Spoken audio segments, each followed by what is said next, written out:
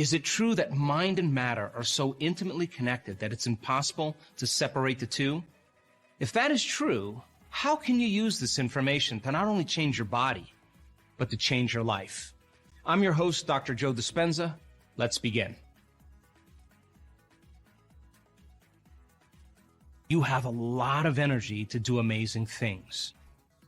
So then all those possibilities that exist in the quantum field exist as electromagnetic possibilities. They exist as frequencies that you have to begin to connect to. So then, what are the ingredients that allow us to tune into those potentials that already exist in the quantum field? Well, it requires two things: a coherent brain, that is a clear intention, and an elevated, heartfelt emotion. That is what begins to open our hearts and creates coherence in our heart. So then if you are disintegrated in your brain and that you have incoherence in your brain and you haven't trained your heart to begin to become more orderly and produce a powerful magnetic signature, then you can't read information or broadcast frequencies into the field. In a sense, then, you're on the wrong radio station. And the more coherent your brain is, the more coherent your heart is, the more you can tune into those potentials. Now let's demystify the process. So many people spend their entire life creating in lack. They see something that they want, like a new car or a new wardrobe, and they notice that they don't have it. And when they notice that they don't have it, they experience separation or lack. So what they start to do is they start thinking about having that car. They close their eyes, and in a period of time, they start seeing themselves actually driving the car. But when they open their eyes and they realize that the car hasn't manifested, they start experiencing more lack. So then they try harder to get it. And how do they try? They force, they wish, they control, because they're matter trying to change matter. Once you begin to open your heart, once energy makes it to this center right here, this is our connection to the unified field. This is the center we create from. This is the center of wholeness or oneness. This is where our divinity begins. This is the union of polarity, or the union of opposites. And once energy makes it to this center, all of a sudden, like dropping pebble after pebble after pebble into water, it begins to create a resonant magnetic field. And that field can be up to 3 meters wide. Now you're starting to open up and become more energy and less matter, more wave and less particle. And now once energy makes it here, that energy can carry information or a thought or intention, and you can begin to lay the thought on that energy, because that energy is consistent with your healing. That energy is consistent with your new dream. The energy is consistent with your new job or your new relationship. That energy can carry the thought of your dreams. The energy of suffering can't carry the thought of your wealth because it's not consistent with that energy.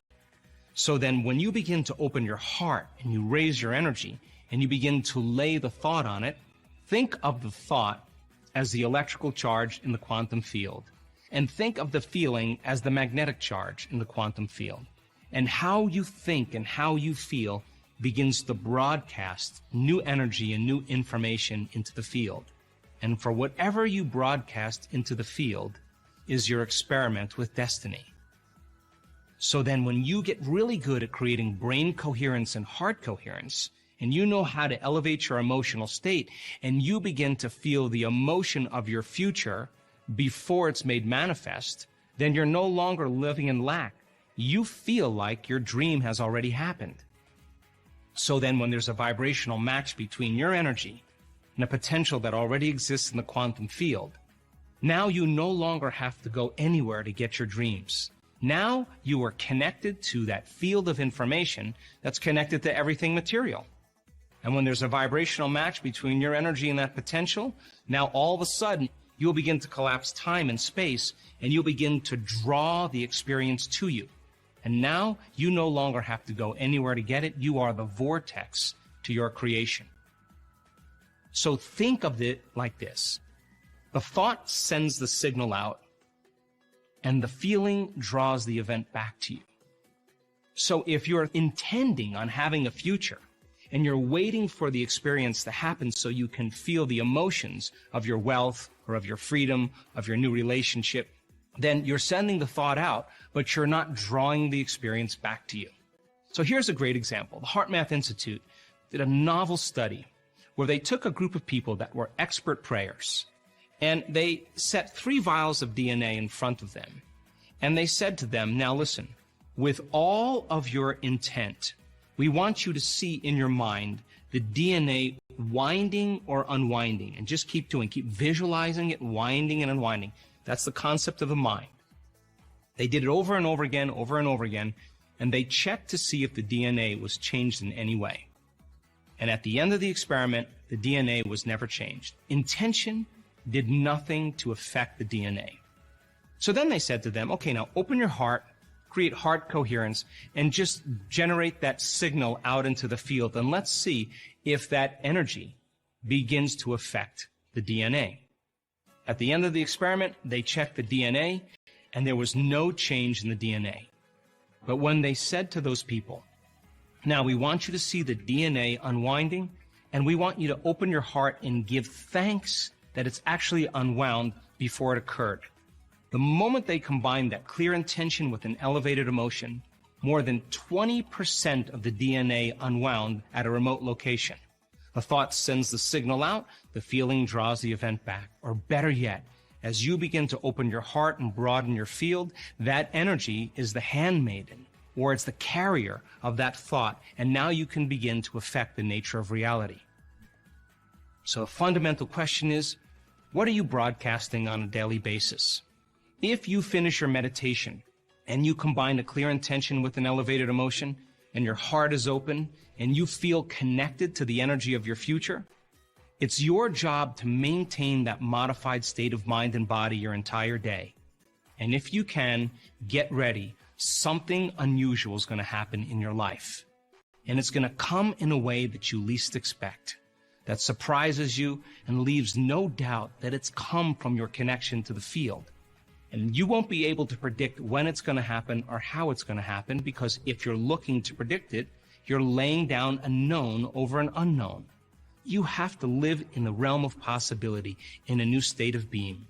And the moment you say, I got frustrated because of a coworker, I got angry because I was in traffic, and you disconnected from the energy of your future, now you're back to the energy of your past, and don't expect anything to change in your life. So then our job then is to be able to regulate the state with our eyes open as well as our eyes closed. And the side effect of this, when done properly, are those synchronicities, are those serendipities, are those coincidences that are beginning to come to us. And we no longer have to go and get it now. We are now a vibrational match with everything between now and who we are in our future. And now we are collapsing our future and bringing it towards us. Today, are you aware of matter? And how much of your waking day are you aware of energy and information?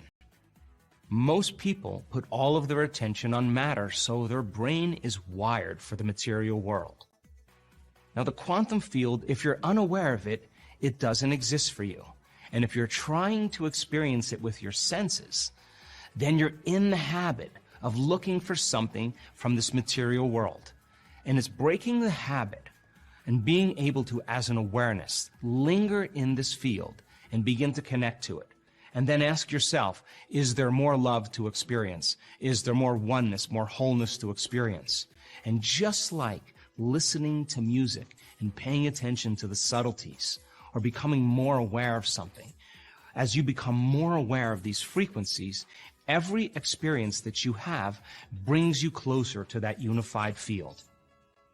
Now, when your consciousness can begin to merge with greater consciousness, the intelligence of that unified field, when you continue to surrender some aspect of your limited self to join the greater self, if you can surrender completely and let go of your identity and become more of it and less of you, if you were to continue this process, now think about this.